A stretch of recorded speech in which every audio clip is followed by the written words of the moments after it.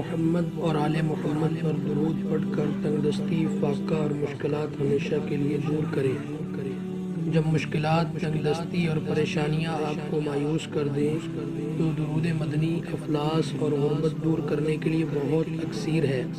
لہٰذا وہ شخص جس کی بیوی اور اولاد تنگدستی اور فاقہ کا شکار ہو، اسے چاہیے کہ وہ اس درود پاک کو بعد نماز فجر روزانہ 100 مرتبہ پڑھے۔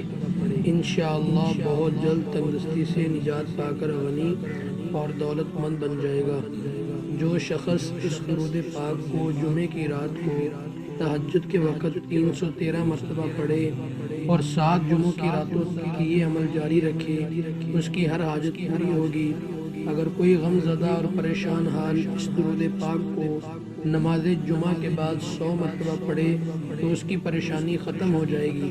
اس درود پاک میں حضور اقدس صلی اللہ علیہ وسلم کی ازواج مطہرات اور آپ صلی اللہ علیہ وسلم کی آل پاک کا ذکر ہے، اس لیے اسے درود مدنی کہا گیا ہے۔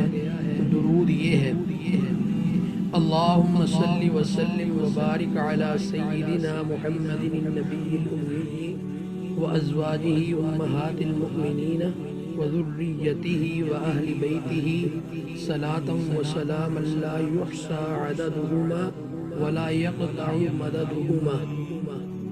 درود پاک دوبارہ سن لیں۔